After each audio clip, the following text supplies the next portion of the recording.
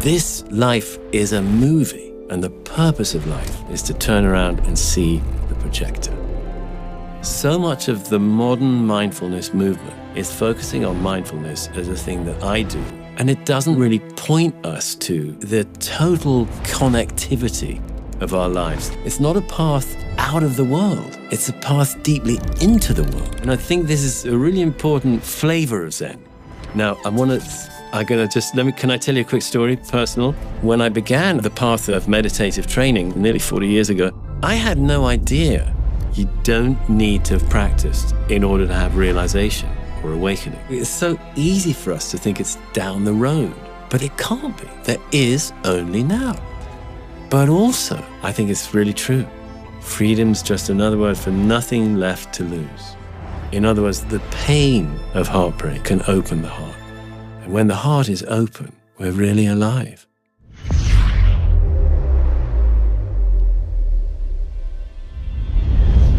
Hey everyone, welcome back to the Know Thyself podcast. Our guest today is an authorized teacher in the Sambo Zen lineage. She is a poet, a novelist, creator of the Way app, and an incredible voice in the space of Zen. Henry 슈크만, thank you for being here. It's great to be with you, Andre. Your voice has an incredible sound, especially for guided meditations. I am looking forward to having this episode be a solid introduction into the world of Zen, which I think has become quite commercialized. That term, however catchy it is, has been put on many different packages as a branding for well-being. And I would love to dive deep with you today. So to start very simply, what is Zen? Yeah, that's a great question that Zen itself has been trying to answer for thousands of years, because the heart of it is unnameable. But at the same time, it's this very moment exactly as it is right now. So Zen, in a slightly less obscure way of putting it, it's one of the many forms of Buddhism. It's a form of Buddhism that has got Taoism in it as well. And what that means in practical terms is that among the various kinds of Buddhism that there are, Tibetan, Theravada, Vipassana, and so on, many, many forms of Buddhism actually, Zen, I think it's fair to say, is the simplest. Simplest in the sense that there's very little kind of extraneous material. You don't have a lot of beliefs. There aren't, pantheons of bodhisattvas and Buddhas and sort of semi-divine and divine entities. It all comes down to the practice. That's really what Zen focuses on. And the practice is, number one, meditation as the growth point, as what allows us to grow as humans. And number two, life, ordinary daily life, as a kind of extension of the meditation. And in a way, Zen almost doesn't really want to exist. And there's a view that when we really get Zen deeply, Zen kind of self-destructs. Like Mission Impossible tape, it vanishes. When we really get the message, what it's trying to communicate, it's kind of not there anymore. The Zen part is not there anymore. So I don't know, that's probably rather obscure, but that's... No, that's direct. How would you articulate the goal of Zen and Zen practice? What is the promise that it brings? Yeah, so I got to acknowledge there are different kinds of Zen. Yeah. Okay, so they'd probably all answer that differently. Yeah. In the school that I've trained in, mostly, Sambo Zen, they're fairly explicit about it. There's the hope, there's the possibility that we can go through a radical realization where we discover that what we've been all along is not invalidated, but it's a small part of the overall picture. That, the sense of I being basically inhabiting this skin bag, this particular body, Meat suit. Right, exactly. That this is not what I am fundamentally. Yeah, I totally, this body, mind, heart, this is what I think of as me. But at the same time, the sense of this body being separate from all else is an illusion. And it's actually possible for us humans, and many traditions recognize this, of course, it's possible to recognize a much deeper self that is all-inclusive, that is timeless, that is spaceless, that is infinite, that has always been here and is unnameable, actually. There is no word for it, but you can experience it. And Zen, as I've known it, trusts that all of us can recognize that. And, we call it awakening, or realization, or recognition. Some might call it enlightenment, but I don't know, we're a little tentative with that word because it sounds quite grand. But we can recognize it, and it's often a turning point in a life to do so. But that's really, in a way, stage one, because the next part is, how do we live it? How do we manifest what we've realized in our daily life? And that's in a way, that's more important, So that would be a very headline, top line level of stating what it's all about for Zen. Yeah, we'll dive deeper into the iceberg that's under the water, so to speak. But for a bit more context in terms of the origination of Zen before it kind of bifurcated into many different disciplines, could you give us the spark notes of how it came from India to China to Japan and the many different forms it took? What's just like the overview of how it came to be? Yeah, totally. So there's history and there's a bit of mythology, and they're really hard to tease apart. But basically, so Buddhism develops, in 4th or 5th century BCE in northern India with Shakyamuni Buddha and Siddhartha Gautama and his rigors and his training and his realization of the middle way and his coming to a profound awakening, becoming the Buddha, the awakened one. And in Zen's view, the heart of what he realized got transmitted or transferred from India to China in about 500 or 527 officially, they reckon, in CE, the Common Era. And it was this figure called Bodhidharma, who is said to have sort of brought the practice of Zen Buddhism, which was called Dhyana Buddhism. This is their view. It's really about meditation Buddhism. Rather than lots of practices and liturgy and sutra study, doctrinal study, just the core practice of sitting still as a human being. That was brought from India to China. This is the Zen official biography kind of thing, in around 527 CE by Bodhidharma. In China, Bodhidharma, there's various adventures and episodes in his life, but the fundamental one was that he sat for 9 years on his own in a cave. And that was how he planted this Zen form of Buddhism in China. This is all, legend/history, something. And out of Bodhidharma's practice, he had various disciples, and they started to spread this form of Buddhism. There had already been Buddhism coming into China, and probably actually really Zen was the culmination of that process over several centuries. But I think it emerged as a kind of distinctive expression of Buddhism probably around 600, which is founded on this real simplicity that you don't need a lot of beliefs, you don't need doctrine. In the end, you don't even need scripture, sutras. You just need to examine your own experience. And you can come to know it in a new way. You can come to understand the relationship between me and the world in a radically different way that relieves a lot of the pains of the human heart. And it allows our hearts actually to grow exponentially and be much more open. And we will be concerned and motivated by compassion for the sufferings in this world. So it's not a kind of, withdrawal. It's very much about an deeper engagement with the world coming out of the realization that we can have. Mm.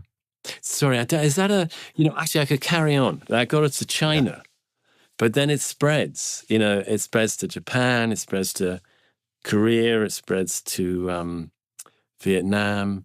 There are other forms of Zen that exist to this day that are not. This is not just the Japanese expression of it. In China they called it Chan, actually. So it's and like I said earlier, it's got a mix in it of Taoism, which has perhaps more emphasis on. As a result of that mixture, there's more emphasis on, say, artistic expression. One of the things that attracted me to Zen as a poet, as a writer, was that it has such a great, rich history of poetry, of landscape painting, of calligraphy, and of tea ceremony. It's got these artistic expressions kind of woven into its history.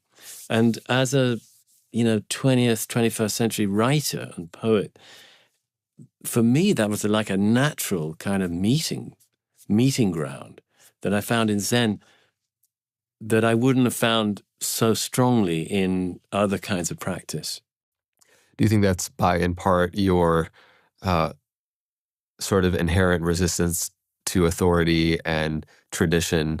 There's something beautiful about the directness of the path and how it doesn't require often parsing through a lot of dogmatic language or even tradition in times to just sit with the directness of the experience it's offering. That is exactly right. Yeah. And, I grew up in a fairly convention-bound culture already in the UK, back in the 60s and 70s when I was a kid. England was still quite, it was quite a kind of conformist, convention-based kind of society compared to, say, California or something at the same time. And I didn't need to adopt another one. I didn't want to go into another set of cultural trappings. I actually really wanted something that could meet, my own experience directly, and wasn't exactly as you say. It wasn't going to require kind of a whole slew of doctrinal study, which is really kind of adopting yet another culture. I didn't really want that. I thought it, and Zen didn't offer that. It was just about meeting human experience directly, this very moment, coming back to it again and again, I would love to fast forward and jump straight into the heart of your work, your most recent book, Original Love, and the premise of what that is, because I think that we have culturally programmed the opposite, that we are fundamentally sinful creatures in the Western Abrahamic faiths, at least the way they position it. Yeah. So what is the proposition, not only of the Zen tradition in which you share, but of so much of your work about who we are? Yeah. I mean, what I've come to find, and is that we got our surface sense of self that's trying to manage its existence in the world. Underneath that, we've got a kind of a deeper soul self that has a calling, and that is kind of wired to grow and wants to grow and loves to grow and loves enriching experiences and loves love, and is fearless, and that's beautiful. But deeper still, there's what is sometimes called original nature or fundamental nature, and that's what I really mean by original love. It's a discovery that we're not separate. We're not separate from anything. That there's a different order of experience, always right here, where, at the same time, we're exactly who we think we are, this body, this mind, this heart, but we're also, boundless, timeless, infinite, and without size, without dimension, without history, without future, although history and future are allowed, but fundamentally they're just happening now. And in this kind of primordial present moment, because we're not separate in any way, because we're part of a great reality that is all-inclusive, it's like love. To find it is like discovering an ultimate belonging. And it just fills the human heart with relief and joy and love to know it. And it also can reorient us to lives of love and service and compassion. Probably always imperfectly, but it can make that reorientation happen. So, man, it's not just an original nature, it's an original love. That's what I feel. So, yeah, to bring that back to the notion of original sin, I don't accept that fundamentally, we're wrong, defective, bad, and that we've got to be redeemed from that. I actually just don't believe that. I think maybe superficially we could use some help, and certainly I have done and continue to actually, and I think this is an important point. But deep down, what we are is already, an infinite, boundless, nameless reality, one of whose aspects is unconditional love. So that's a long answer, but that's really what I think it comes down to, an unconditional love that is in our deepest nature. And finding that is the journey of a lifetime. It's such an amazing thing to get to know that this isn't some thing I've achieved because of my arduous, self-mortification or my rigorous spiritual practice. It's always been here. It's not an accomplishment. Yeah. I think an amazing doorway into starting to glimpse that nature, our true nature for ourselves, which is the most important, instead of, studying in a book, reading it, hearing it in a podcast, is first off to examine how scattered our minds are. And I think a lot of us understand the notion of bodies that are in shape, that are fit. We have full industries, multi-billion-dollar industries focused on getting people in shape, from the gyms to the wellness institutions. And we get that, but the mind, because it's more invisible in nature, we don't understand that it needs the same level of attention, especially this day and age, maybe even more so. They're fundamentally connected. But what is the connection there, you think, between working with the mind, our identification with our thoughts, and then deeper on the path, getting to glimpse our true original nature? But start us a bit earlier on the journey. Most of us feel really swayed and identified with this voice in our head. Yeah, it's so true. Yeah.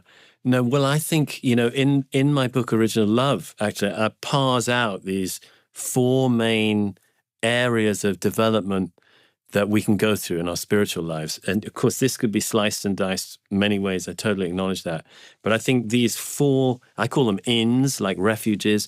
I think they are a reasonable way of looking at it. And the first is mindfulness, and mindfulness means becoming aware of what's actually going on around me and within me. And most of us, and myself totally included, when I began the path of meditative training, nearly 40 years ago, I had no idea that I was actually listening to a voice in my head so much of my waking hours. And it was not a very friendly, kind, supportive, helpful voice. It was doing, a lot of like, you got to do this, you failed at that, you're no good, and this is awful, and all that kind of, disturbing language was going on. And even when it wasn't disturbing, it was still chattering away, commenting, and, a running commentary. To become aware of that is a big shift, because the moment we notice, oh, I'm aware, here I am aware, and there's this voice, that's already created a little bit of a gap between me and the voice. Whereas previously, just exactly as you said, Andre, I've been totally identified with it. That somehow this voice is me being me. Well, it's not. It's thought arising in a verbal form, which happens a lot for a lot of the time for a lot of people.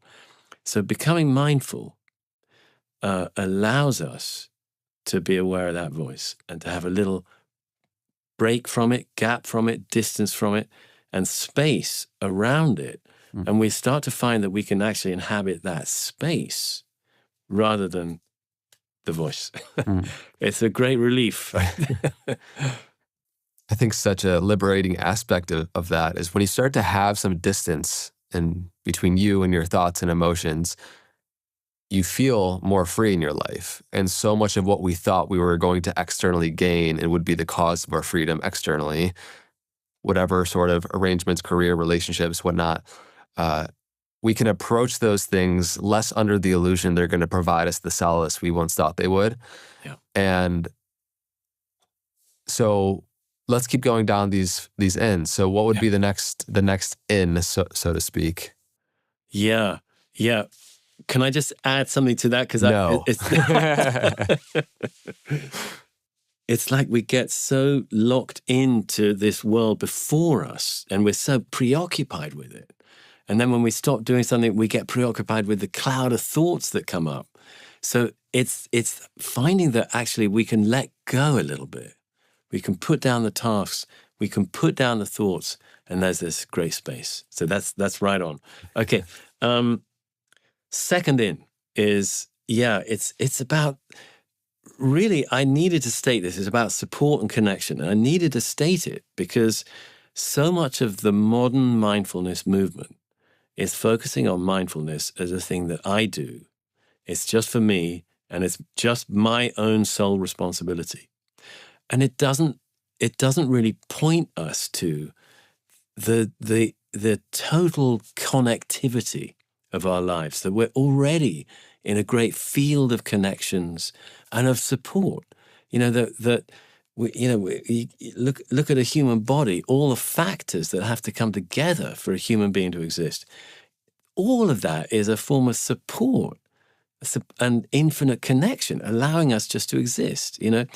Then we've all got families. We may have varying relationships with them, but we are part of a family. We're also part of the whole human family. We're also, nourished every minute by breath, by the food we take in, by the water we drink, the air we breathe, and the earth we stand on.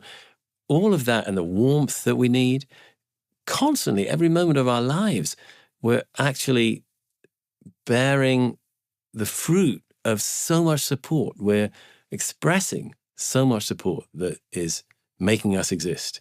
So to be acknowledging that seemed to me really important.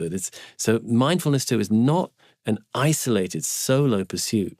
It's not like me just going to the gym and doing reps, It's actually helping me recognize that I'm part of infinite networks and that I'm not alone. And that's why in the old traditional Buddhist view, there was practice. Doing your practice is critical. But so was community, what they call Sangha. It's the third refuge. And there's places where the Buddha said, he was asked, is Sangha, like, I've heard you say, Buddha, somebody said to him, Ananda said to him, one of his disciples, I've heard you say that Sangha is half of the holy life. Would you agree with that? No, Sangha is the whole of the holy life.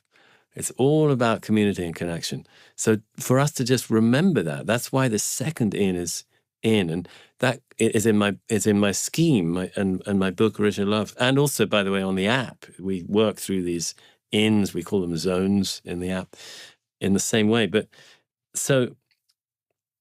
let me just say that is not only in the visible and kind of material level of connections we have with friends and guides and coaches and whatever, therapists, whatever we might have, and teachers, mentors.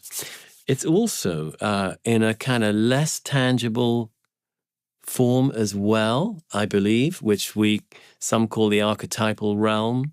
Shamanism can take us to it. Dream work can take us to it. Meditation actually can open us up to more receptivity to a kind of archetypal, imaginal realm, as some call it, which is a little bit like Jung's collective unconscious, where there's levels of connectivity that we don't see, but we're truly part of. And I think that's really important. I feel it's like soul work, recognizing a deeper part of ourselves that has, as I said earlier, has its calling in this world, in this life, and wants to grow. And this art comes from it, and self-expression of different kinds. I think that's a really important side of our spiritual lives. And we don't want to get too sterile, like kind of slightly dry mindfulness, no, it's a rich thing, So that would be the second in. Yeah. Amazing. We'll keep riding the train. What's the third stop? Yeah, the third stop is like it's actually it's what Buddhism calls samadhi, or sometimes translated concentration. I don't think that's a good translation myself. It's more like absorption. And it's when we get into flow states, basically. It could be flow states from activities, but it can also be if we have a practice of meditation. In meditation, you can drop into these really beautiful flow-like states where, and even novice meditators will know this, where, we're used to finding it a bit of a grind, kind of hard. And what am I supposed to do? Follow my breath. I can't do that. Be aware of the present moment. Oh no, I'm just lost in thought. But then we'll suddenly get these moments when we don't exactly know how or why, but suddenly we're clear, we're calm. Experience is very rich and beautiful. And it's like we're effortlessly doing the practice. We're suddenly, oh my gosh, this is what it's all about. I never knew I could find this clear, free, easy awareness that's really attentive.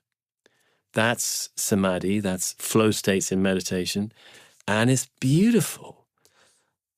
What are jhanas? And so how does that go in here? Yeah, they fall into this category. Jhana states are it's a set of slightly different flavors of absorption that you can learn to bring on in meditation. There are some subtle, kind of slightly technical methods for getting into jhana states, which are progressively more refined and powerful states of absorption.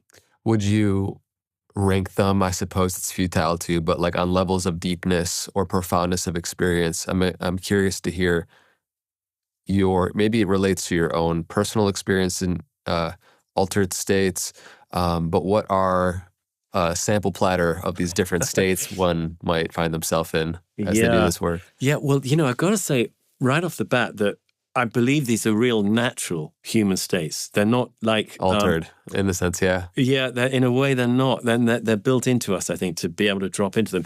I had them as a kid. I found out later when I did some jhana training. I said, oh my gosh, this used to happen to me. I had very severe eczema as a kid, right through my childhood, chronic and severe, and I was sometimes hospitalized for it. And, like skin problem. And it was very, very difficult to live with, actually. It was, the itch, the pain, the burning. It was very, very difficult.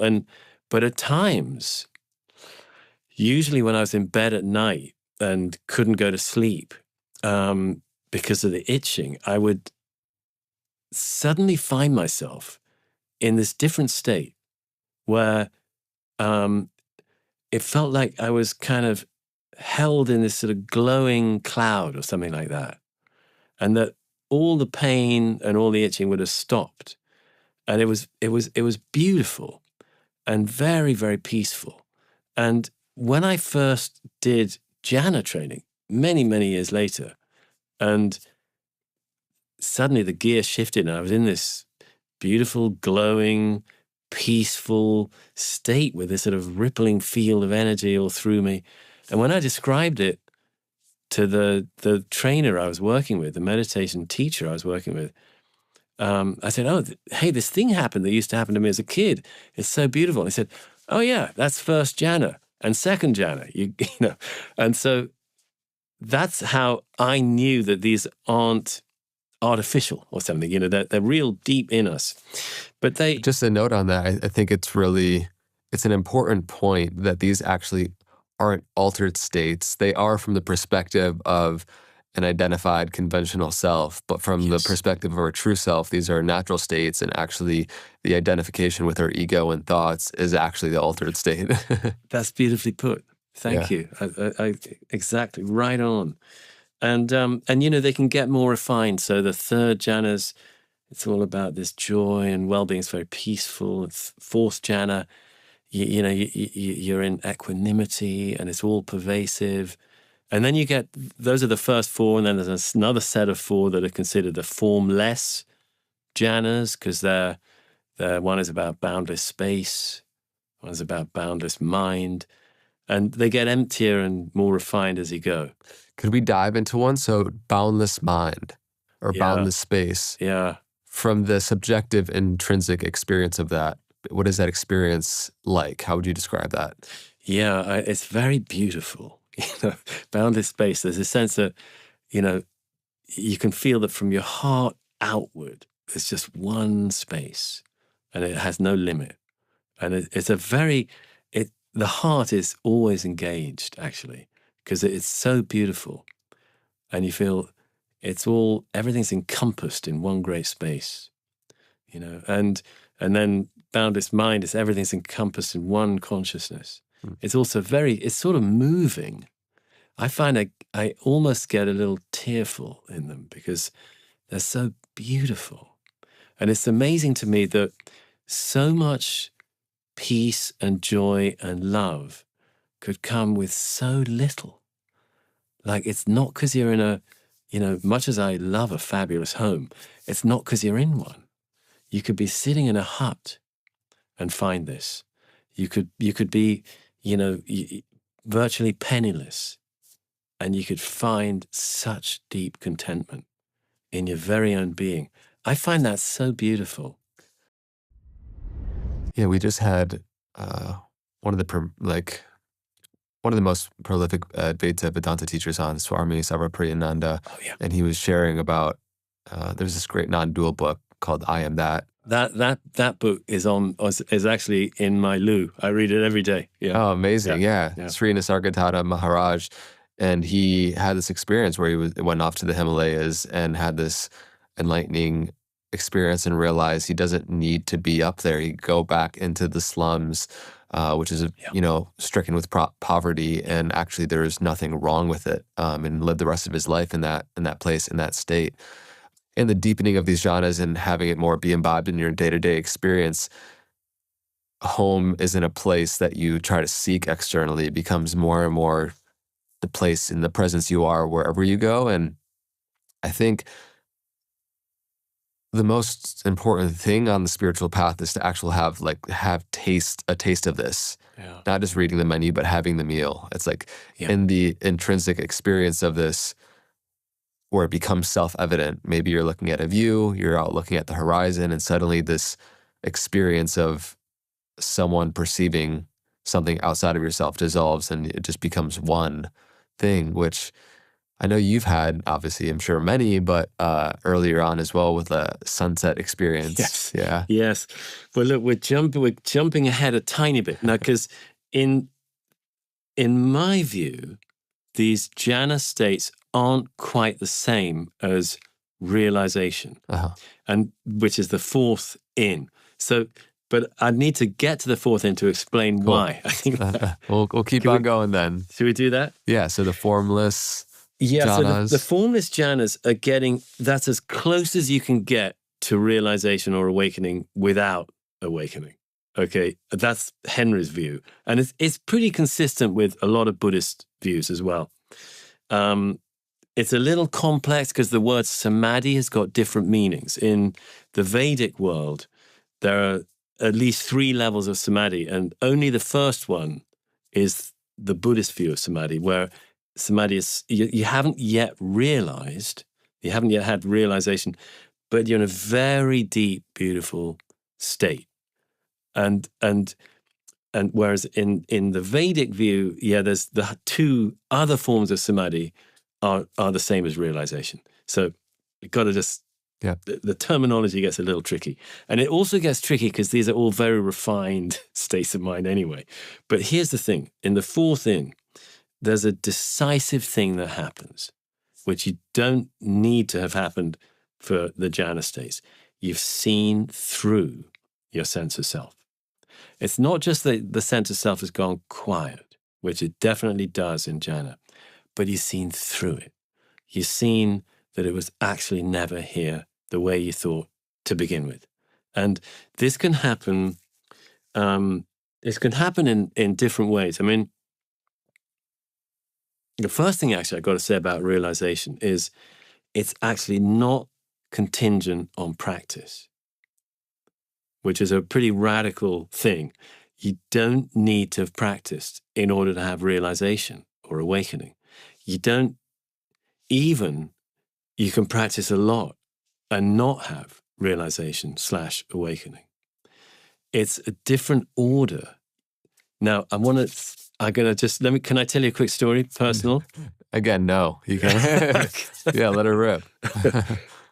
When I was 19, before I'd done any practice at all, I had a moment of quite significant realization, awakening, that landed on me. And I had no idea what it was, except that it was the truth.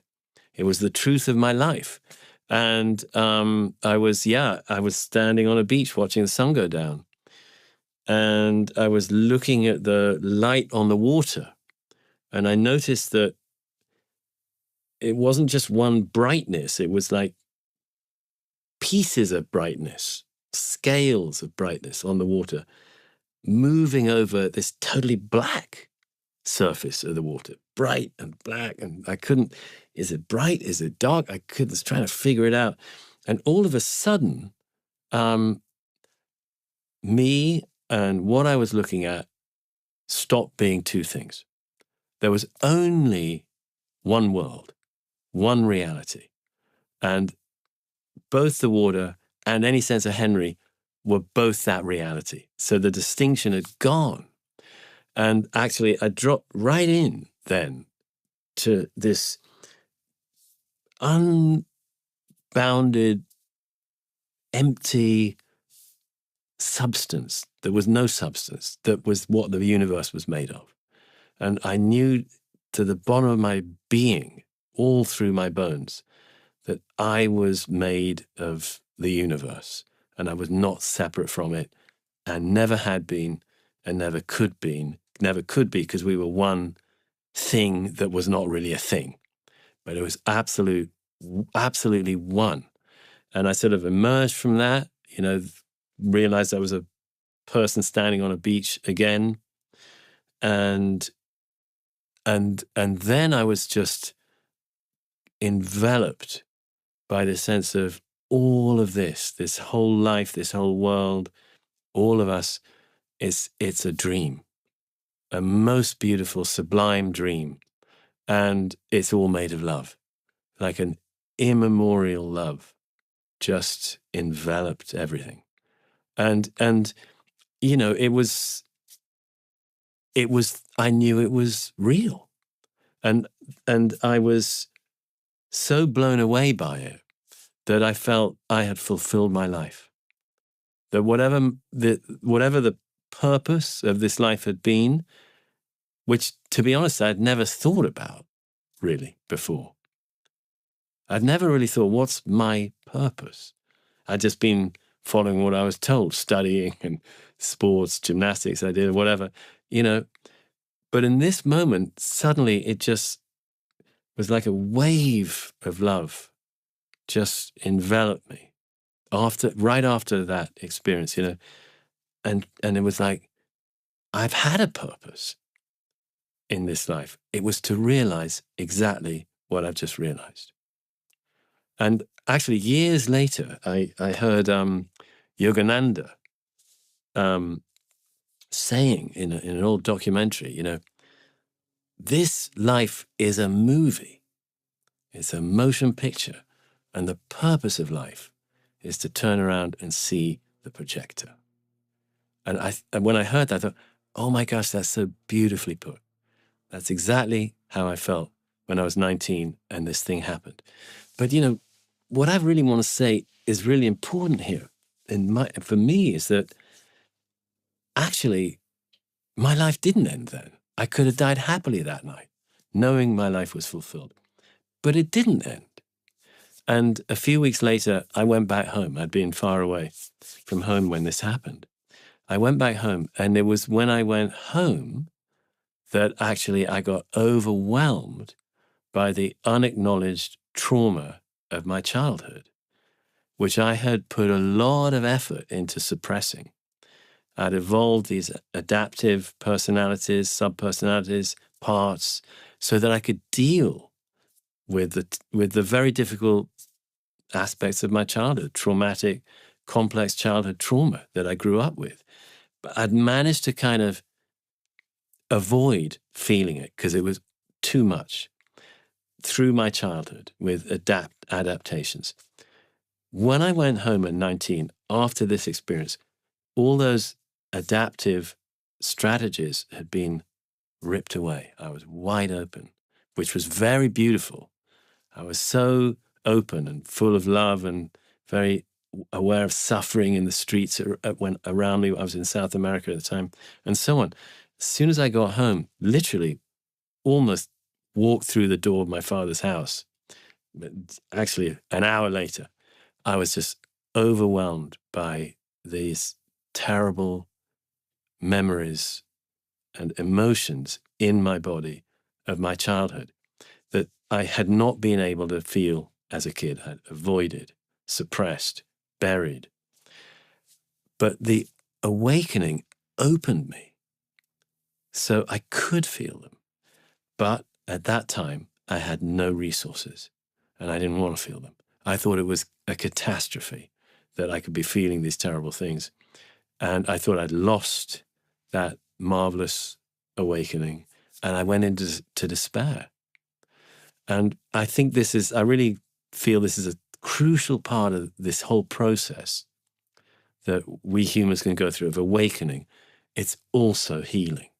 It's always, I think, going to be both awakening and healing. Because for me, I was a very reluctant sort of client, patient, needer of healing. I didn't want to know about it, even then at 19. And it took me, several years, 3 years, 4 years of being really unhappy, drinking, at university and kind of dragging myself through life, gradually finding a little more joy with music. Actually, I was a musician and writing again. And, but then I found meditation. And almost as soon as I started meditating, I realized, man, I'm unhappy, and I started therapy and I started dealing with all the trauma of my childhood. And, it's been a kind of twin journey of awakening and healing, how to live more consistently and get actually even more deeply into whatever that was that I opened up to, but also be dealing with this suffering, troubled, traumatized human being. And I think the mercy of this path is that it doesn't leave either behind. Mm. I think a lot of us are under presumption that these two things are fused, that like the spiritual or contemplative work will solve the parts work, the healing work, the growing up. Yeah. And I think they are intrinsically linked, very complementary, but not the same. And it's something we talk about quite a bit because I think it's really important to have a holistic understanding of what awakening means, right? And under just the meditative contemplative lens, we can wake up beyond the idea of being identified with our thoughts and emotions. We can have these more formless jhana state experiences, and it doesn't fix the. Yeah. It can some ways it can make it even harder to take seriously, these like characterological stuff. Yeah. I think it makes it easier to work with because we're less reactive to them. In your case, it made space for that to come to the surface, right? Yes. But any other thoughts you have there on the importance between the two and how they're both essential, but they don't necessarily solve one another? Yeah. I think it's really important to state, like you, because I think, you know, in a therapeutic context, I've never been in a therapeutic context that really deeply understood awakening. But they didn't really know that they didn't really understand it. And I've also been in meditative, contemplative contexts that didn't really understand trauma and thought that they were the fix for everything. So I love this. There's in early Chinese Buddhism from the 6th century, there's a document that talks about the path of practice as a cart track, not a path. You know, we talk about often talk about spiritual path. It's the path up the mountain or something. But this idea, the cart track, says, no, it's not a path. It's a track, meaning there are 2 wheel tracks. And it says the first wheel track is the foundations of mindfulness. And by that, it means this early Buddhist training. You gradually develop your mindfulness and it expands. It gets deeper and deeper. You get into jhanas. Maybe you get realization, but it's a gradual cultivation of the human mind, body, heart system. The second wheel track, running parallel to it all along, just like a cart track, is awakening. So rather than it being a journey to the mountain, up the mountain, awakening's alongside all the way, which I think is accurate. It's also because it's always here. And it's not affected by, in a certain way, it's not affected by the practice, the gradual cultivation and development that we probably all need to do to some degree, which is a beautiful thing as well. But what happens is that the more we're working on the gradual developmental side, the more open we become to maybe having glimpses of the awakening side. The more we might glimpse the awakening side, the more space there is to work with the gradual, I call it healing side. And somehow I think this is a really helpful metaphor. It's not a single journey to the destination. In a certain way, all the old traditions are right. The destination's here all along. But to actually glimpse it and integrate it, we probably need to do all this gradual work basically on ourselves and on our relationships and on our trauma, on our history, on our collective trauma, on our ancestral trauma, let alone, of course, our personal trauma. And so I feel that coming back to purpose, you know, I feel in some way purpose of my life anyway has been to clarify at the deepest level who I really am, but also to work through all the things that I would think of as obstacles to that, because they're part of the path. They're not obstacles. They're the meat of the path. They're the nourishment of the path. It's all a trauma. Yes, my personal trauma, but also collective. And now also in a certain point in my path, it became, I was asked actually by my teachers to start sharing and teaching myself. So it's also been part of my path to be sharing this, you know, to the best of my ability and in full humility, because I'm still a student as well. Yeah. No, it's great. It's easy to simplify awakening to a bumper sticker, you know, but in many ways it's been said the matured intellect is the capacity to hold paradox, conflicting ideas.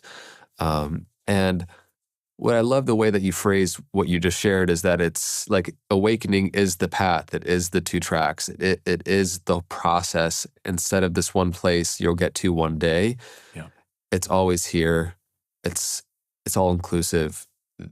Your purpose isn't someday when, or just in relation to the world, but it is your being, your presence. And I think that when you shared your sunset story, that moment of insight and awakening, Yeah.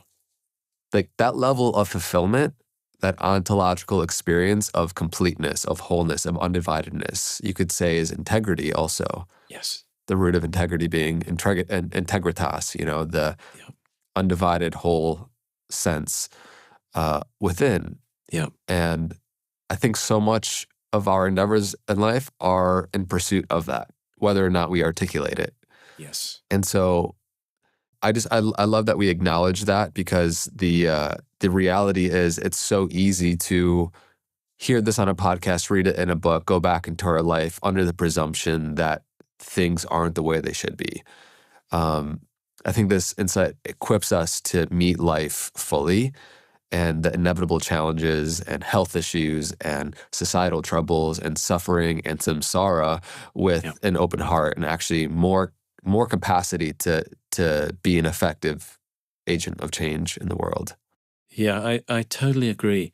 And I've found on my own journey that how I show up as hopefully an effective agent of change, that's changed. That itself has changed. I mean, for example, for 10 years, I was just, hardcore running a Zen center in Santa Fe, Mountain Cloud Zen Center.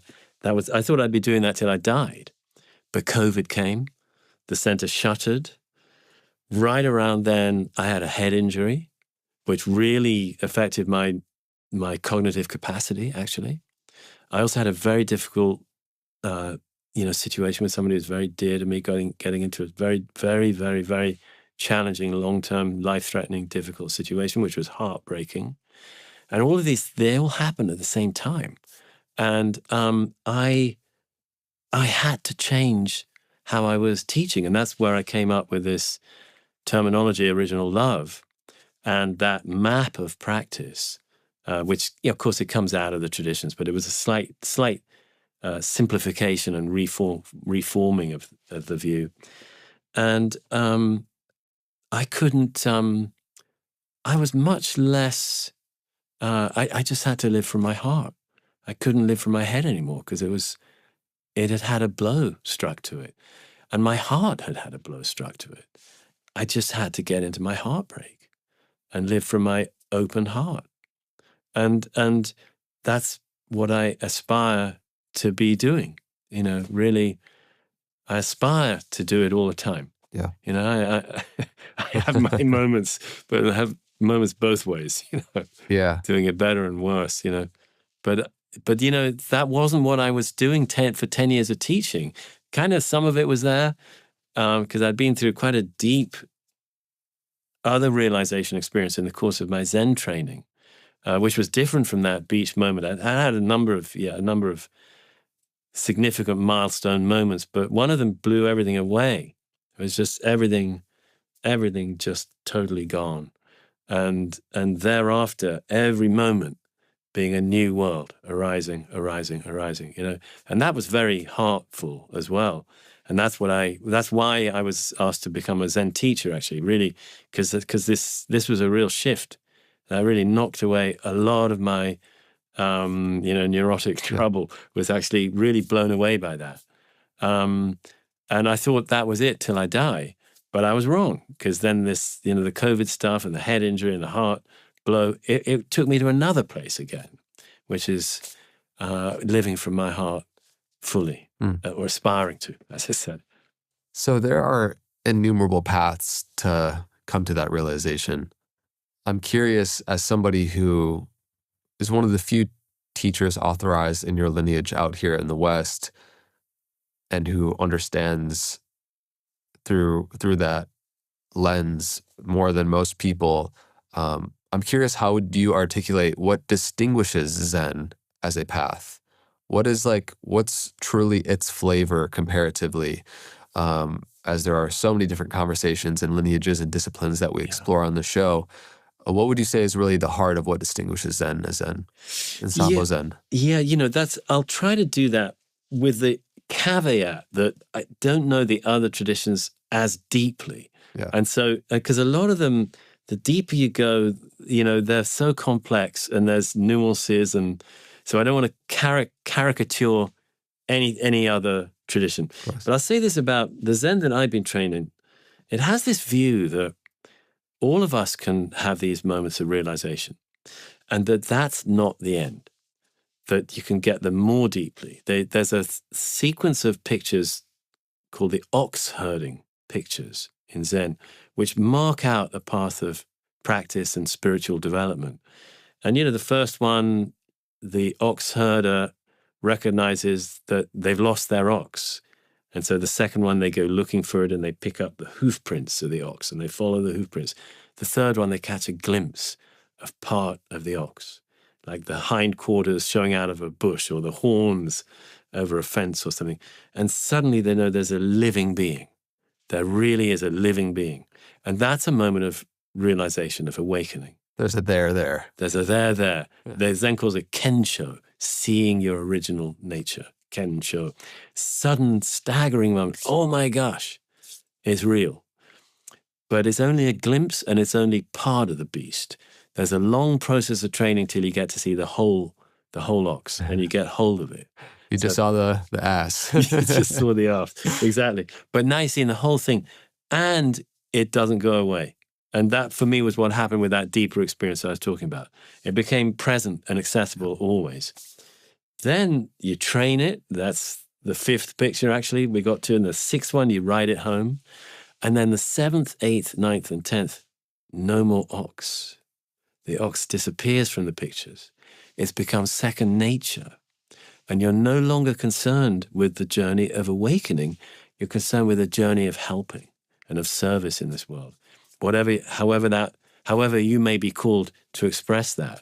And I think there's such deep wisdom in that notion that actually, because it seems all encompassing to get this deep awakening and be able to live with it. That seems like a total path in itself. But Zen sort of says, no, that's a phase. And you can go beyond that. One of my Zen teachers actually is a great guy from the Philippines, Ruben Abito Roshi. He always would say, it's like Toy Story, Buzz Lightyear, to infinity and beyond. And the beyond is this here now, us having this conversation, which is both ultimate reality right here and exactly this. I'm a little bit thirsty. I'm going to have a sip of water. We're dialoguing, talking about the 10 ox herding pictures right now. Who knows what we'll talk about next? But, this is it. It's a real emphasis on not checking out. It's not a path out of the world. It's a path deeply into the world. And I think this is a really important flavor of Zen. It's not, I'm going to escape this world of suffering. No, I'm going to realize its true nature and re-enter it ever more deeply. How do koans as a technology come into the picture here? Thank you for asking that. I was hoping we might get to them. Yeah, me too. Koans, they're a distinctive feature of Zen. They're not unknown in other traditions, but let me say just a koan is a little phrase, sometimes a question, sometimes it's a phrase describing something that somebody did from the history of Zen and early Buddhism. So you have koans from the time of the historical Buddha, and you have koans from the early great days of Zen, the 6th century, 7th, 8th, 9th centuries in China. Mostly they're from those time periods. Mm-hmm. And what they do is they kind of encapsulate one practitioner's deep awakening. But they do it in very paradoxical ways that make no sense to the intellect, to the ordinary mind. So, for example, there's a famous one. You know the sound of two hands clapping. What is the sound of one hand? What is the sound of one hand? Now, I've had people, when I was teaching with koans, people might come and go, that's the sound of one hand. No, it's okay. That's fine. Whatever you've presented something, but that's not what this koan is about. Some people can clap with one hand too. Yeah, right. But it's actually like, it's a paradox. It's inviting us into awakening, basically. It's what it's doing. It's inviting us into this undivided organism of this present moment, where nothing's separate. So one hand, two hands, 10,000 hands, it's actually all one. But it's inviting us to realize that for ourselves. So so that's just one example. There's hundreds of them. What would you extract from that? What is the sound of one hand? And because as a teacher in this lineage, you've had to pass hundreds of koans to sort of be like authorized to teach in the way you do. And the way that you're describing it is like these paradoxical, puzzle-seeming, phrases don't make sense to the intellect, but they point to, once you're in the state, sort of an obvious realization becomes self-evident as to the nature it's referring to or pointing to. Yes. So in that example, how would you? If I was your teacher and I proposed this koan, 1,000 years ago, what would be an answer that you would give to that one? I have to be a little careful here. Okay. Because we don't, there's a sort of protocol of not being too public about it. I mean, we can talk about them and around them a lot, but I can tell you this, I would need to show it to you, not talk about it. I'd need to show you. And in the way I showed it, you as a teacher would be looking to feel that I'm really presenting my realization of all the world and me as being one thing. There's nobody here. There's exactly this body, mind, heart here. And it's all inclusive. So I need to show you the sound of one hand in a way that you could feel as a teacher my realization. That's sort of the... Yeah. So it's a little strange because koans are words, but in almost every case, when you meet with a teacher with them, you have to embody it. And occasionally you show it with words, but it's got to be an embodied experience. Usually you show it with something you actually do as a movement, as a gesture, as something. You usually show them with your body because they're about embodying realization. So this is actually another special feature of Zen. It's like awakened charades. It sort of is. Not to bastardize a 1,000-year-old lineage, but I'm trying to picture what it means. It can seem that way. But when you do it, when you do this presentation, this embodied presentation of it, you feel it. You feel, you're back in awakening instantly. And that's the value of this training, is that it's like, yes, you've been graced and blessed with a moment of realization, but how is it going to become part of your life, integrated into your life? And that's what the koan training is for. It's to embody it. So you don't do it by thinking about them. And, that they'll thwart every avenue of thinking. If somebody's trying to understand a koan, and it's very natural, sometimes you get given one, and of course you start thinking about it, and you're meditating, thinking about it, you get nowhere, And then all of a sudden, when you're not thinking about it, you suddenly have some insight into it, and you feel it in your body, and you know what to do. And when you next see the teacher, you just do it, and you feel, this is how it's been for me in my training, you feel that you and the teacher are somehow, it's a single field. The room you're in, you, the teacher, the koan, it all becomes one. And you just know the rest of the world drops away and you got it.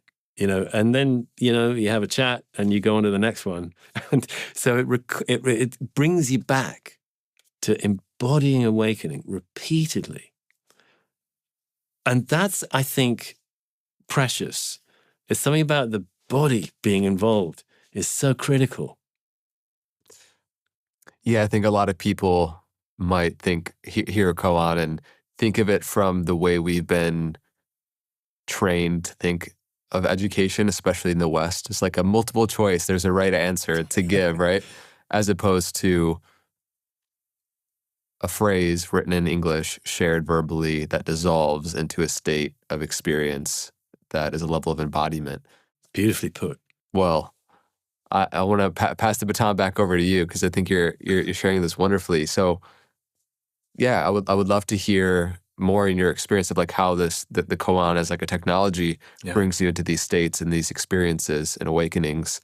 Maybe we could share a couple more, and I'm just so fascinated. Yeah, there's a view that, there's a handful of early koans which are called breakthrough koans, and once somebody's had a significant opening with one of them, then they can start working on the whole long, there's 4 or 5 books of koans actually that we work through. So then somebody can start doing that because they've had the critical breakthrough of realization to some degree. They've got some glimpse of it. Some of those early ones are like across traditions, who am I? Who am I? That's taken up as a koan. Sometimes it's refined a little bit to like, who's hearing? Who's seeing? Who we are, we're gazing at each other as we have this conversation, but who is actually the seer? Like very clear what is being seen, but who is it that's seeing? We can ask ourselves that. Who is really here doing the seeing? And the more we look back into that, we might find it's not so easy to answer. We might find, well, there's this little sensation that I think of as me, but it's just a sensation. Or there's an idea, a narrative in my mind, a story of me, who I think I am, has been through the experiences that, this being has been through. That's me. But it's just thoughts. Who really am I? And we can ask that sort of, deeper and deeper. The lens can get perfectly aligned on this sense of me. And suddenly, boom, I don't want to say, actually, but suddenly we might just suddenly see it's not what I thought, And so that's great. And then we would come to the teacher and describe what we've experienced and say, yes, that's an important realization. Great opening you've had. Let me give you another koan. And then you'd work through all these different koans if you wanted to. One is make Mount Fuji take 3 steps. Make Mount Fuji take 3 steps. Yeah. So there's one. And how on earth do I do that? That's crazy.